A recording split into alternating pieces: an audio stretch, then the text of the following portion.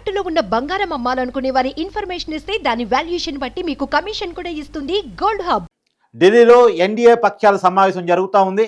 NDA పక్ష సమావేశంలో NDA పక్ష నేతగా ప్రధాని అభ్యర్థిగా నరేంద్ర మోడీని ఏకగ్రీవంగా ఎన్డీఏ పక్షాలన్నీ ఎన్నుకున్నట్టు అనుకున్నటువంటి సమాచారం అంతా ఉంది. అది అనుకున్నదే. అయితే ఈ మొత్తం ఎన్డీఏ సమావేశంలో చంద్రబాబు చాలా కీలకంగా మారారు.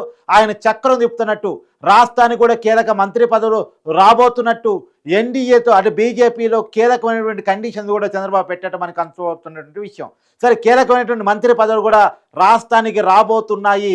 లోక్సభ డిప్యూటీ స్పీకర్గా టీడీపీ తీసుకోబోతా ఉంది. ఒకనాడు ఎన్డీఏ స్టార్టింగ్లో టీడీపీ లోక్సభ స్పీకర్గా కూడా చేసింది ఒక టైంలో. బాలయోగి గతంలో ఎన్డీఏ స్పీకర్ అంటే లోక్సభకు స్పీకర్గా ఉన్నారు ఎన్డీఏ పరిపాలనలో. ఇప్పుడు మళ్ళా డిప్యూటీ స్పీకర్ను తీసుకోబోతున్నట్టు మనకు అంటున్న సమాచారం. డిప్యూటీ స్పీకర్గా నెల్లూరు ఎంపీగా గెలిచినటువంటి వేమిరెడ్డి ప్రభాకర్ రెడ్డి నెల్లూరు ఎంపీ కాబోతున్నారు అనేటువంటిది మనకు అందుతున్నటువంటి సమాచారం. అది కాక 2 క్యాబినెట్ మంత్రి పదవులు, తర్వాత 2 ఎంఓఎస్లు తీసుకోబోతున్నట్టు మనకు అందుతున్న సమాచారం.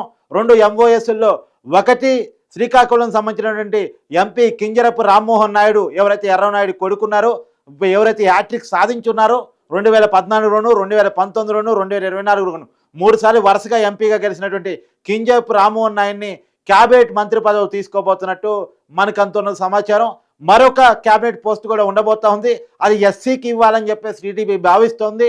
చిత్తూరుకు సంబంధించినటువంటి ఎంపీ అంటే ఐఆర్ఎస్ ఆఫీసరు, అతను మాజీ ఐఆర్ఎస్ ఆఫీసరు, అతనికి కానీ లేదా బాపట్ల నుంచి గెలిచినటువంటి ఎంపీ అభ్యర్థి కానీ ఇద్దరిలో ఒకరికి ఒక మంత్రి పదవి క్యాబినెట్ మంత్రి పదవి ఇవ్వాలని చెప్పేసి టీడీపీ భావిస్తున్నట్టు మనకు తెలుస్తూ ఉంది. అంటే ఒక రెడ్డి సామాజిక వర్గానికి సంబంధించినటువంటి వ్యక్తికి లోక్సభ డిప్యూటీ స్పీకర్ అంతా ఉంటే, ఒక బీసీ సామాజిక వర్గానికి సంబంధించినటువంటి వ్యక్తికి కేంద్ర క్యాబినెట్లో చోటు దక్కించడం, అలానే ఒక ఎస్సీ సామాజిక వర్గానికి కేంద్ర క్యాబినెట్లో చోటు దక్కించడం అటువంటిది ఒక నిర్ణయంగా టీడీపీ తీసుకున్నట్టు ఇప్పటికే మనకు అందుతున్నటువంటి సమాచారం. అది కాక కూడా జనసేనకు సంబంధించినటువంటి బాలశౌరి, ఎవరైతే కాపు సమాజ వర్గానికి సంబంధించినటువంటి వ్యక్తి ఉన్నారో ఆయనకి కూడా ఎంఓఎస్ రాబోతుంది. గత ఇండిపెండెంట్ ఛార్జ్తో కూడా ఎంఓఎస్ రాబోతుంది అనేటువంటిది మనకు అందుతున్న సమాచారం. అంటే టీడీపీకి 2 క్యాబినెట్ మరియు 2 ఎంఓఎస్లు, జనసేనకి 1 ఎంఓఎస్ ఇండిపెండెంట్ ఛార్జ్తో కూడినటువంటి ఎంఓఎస్ రాబోతున్నట్టు, అలానే బీజేపీ నుంచి గెలిచినటువంటి పురంధేశ్వరి కూడా కీలకంగా క్యాబినెట్లో రాబోతున్నట్టు మనకి అందుతున్నటువంటి సమాచారం. సరే, అయితే ఇక్కడ కీలకంగా మాట్లాడుకోవాల్సిన అంశాలు కూడా ఉన్నాయి. చంద్రబాబు నాయుడు ఏ మేరకు చక్రం తిప్పుతున్నారు అనేటువంటిది కూడా. రాజ్యసభలో ఇప్పటికీ వైసీపీకి స్టిల్ ఇప్పటికీ కూడా 11 మంది రాజ్యసభ సభ్యులు ఉన్నారు. అంటే దీంట్లో ఒక రాజ్యసభ మొత్తం 12 ఉన్నప్పటికీ కూడా వేమిరెడ్డి తన రాజ్యసభగా ఉన్నప్పటికీ కూడా నెల్లూరు ఎంపీగా ఎన్నికయ్యాడు కాబట్టి అతను రాజ్యసభ సభ్యత్వానికి రాజీనామా చేస్తారు. కాబట్టి ఇంకా వైసీపీకి 11 రాజ్యసభ సభ్యులు ఉన్నారు.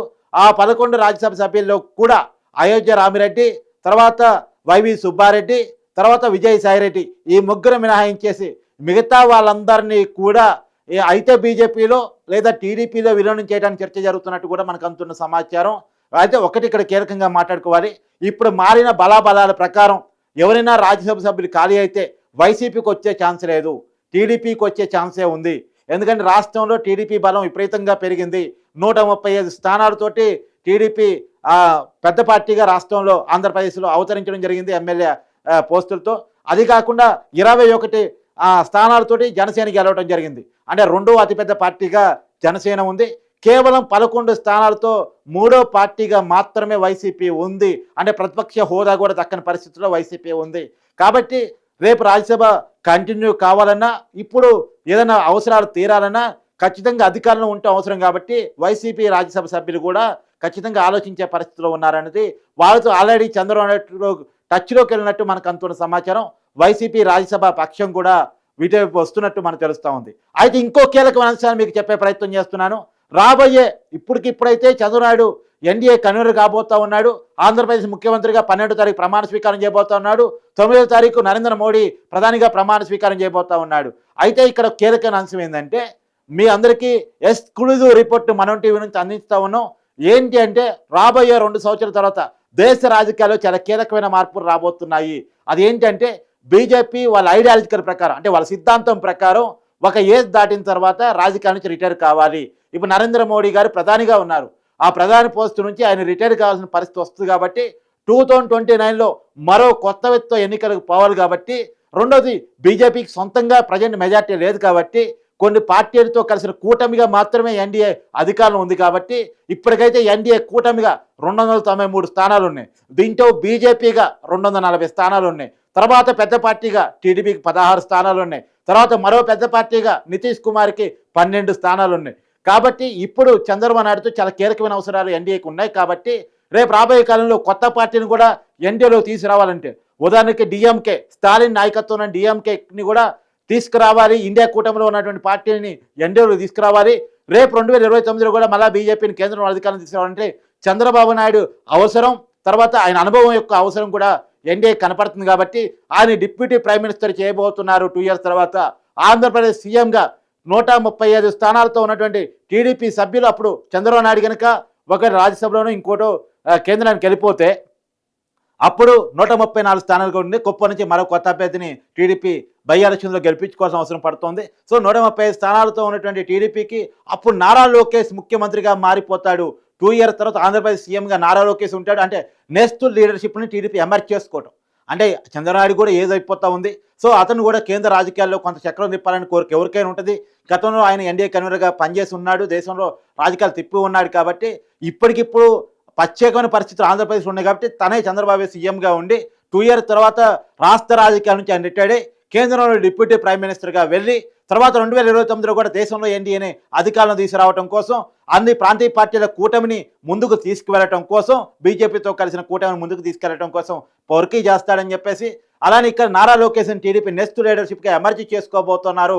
ఆయన్ని 2 సంవత్సరాల తర్వాత ముఖ్యమంత్రి చేయబోతా ఉన్నారు అనేటువంటిది మనకు అందుతున్న సమాచారం. మరి చూడాలి, చంద్రబాబు అయితే కీలకంగా చక్రం తిప్పుతున్నారు, మొత్తం రాజకీయ వ్యవహారాలను చెక్కబెడుతూ ఉన్నారు. ఒకటి టీడీపీని రాష్ట్రంలో స్ట్రెంథన్ చేసుకోవటం, 2029లో కూడా రాంగ్ రన్లో అధికారంలో ఉండే రకంగా తను నెక్స్ట్ లీడర్షిప్ని ఎమర్జ్ చేసుకుంటూ నెక్స్ట్ తన తర్వాత కూడా నాయకత్వ స్థాయిని పట్టి చేయడం కోసం, ఎందుకంటే తన ఎన్నాళ్ళు పార్టీని రథసారథిగా నడపగలడు. ఇప్పటికైతే చాలా యాక్టివ్గా ఉన్నారు, చాలా కీలకంగా మాట్లాడుకోవాలి. రాష్ట్రంలో చంద్రబాబు నాయుడు చాలా యాక్టివ్గా ఉన్నాడు, దేశంలో నరేంద్ర మోడీ చాలా యాక్టివ్గా ఉన్నారు. వీరిద్దరు కూడా చాలా యాక్టివ్గా ఉన్నారు. ఉదాహరణకి చూస్తే తనకు తను ఎంగుగా చెప్పుకునే జగన్మోహన్ రెడ్డి కంటే కూడా తను ముసలివాడిగా పిలిచే చంద్రబాబు నాయుడు, తర్వాత అంతే ఏదో ఉన్నటువంటి నరేంద్ర మోడీ చాలా యాక్టివ్గా ఉన్నారు. దేశవ్యాప్తంగా నరేంద్ర మోడీ ప్రచారం మనం చూసాం, రాష్ట్ర వ్యాప్తంగా చంద్రబాబు నాయుడు ప్రచారం మనం చూసాం. జగన్ అన్న రెస్ట్ తీసుకున్నాడేమో కానీ, ప్రచారంలో గ్యాప్ తీసుకున్నాడేమో కానీ, చంద్రబాబు నాయుడు ఏమాత్రం విశ్రాంతి లేకుండా ప్రచారం చేశాడు. కాకపోతే ఏదైనా ఒక సర్టెన్ ఏజ్ తర్వాత కొంత అనారోగ్య సమస్యలు, కొంత ఇబ్బందులు వచ్చే అవకాశం ఉంది. కాబట్టి టీడీపీ కూడా నెక్స్ట్ లెవెల్ లీడర్షిప్ని ఎమర్జీ చేసుకోవటం అది అవసరం. కాబట్టి దాన్ని గుర్తించిన చంద్రబాబు నాయుడు నారా లోకేష్ సీఎంగా చేసుకోవాలి. అది ఇప్పటికిప్పుడు కాదు, 2 years తర్వాత చేస్తే నెక్స్ట్ 2029 ఎలక్షన్ నాటికి లోకేష్ ఒక లీడర్గా ఎమర్జీ అయ్యే అవకాశం ఉంటుంది. సో లోకేష్ వర్సెస్ జగన్ ఎలక్షన్స్లో నేను యాక్టివ్గా ఉన్నప్పుడే మరోసారి లోకేష్ని గెలిపించగలిగితే 2029లో అప్పుడు కేంద్రంలో చక్రం చెప్పి పొజిషన్ తనుంటే అది ఈజీ అవుతుందని కూడా చంద్రబాబు భావిస్తూ ఉన్నారు. అందుకనే గతంలో ఇచ్చినా తీసుకొని డిప్యూటీ ప్రైమ్ మినిస్టర్ పదవిని చంద్రబాబు ఇవాళ తీసుకోవడానికి ఇష్టపడుతున్నా ఉన్నట్టు మనకు ఉన్నటువంటి సమాచారం.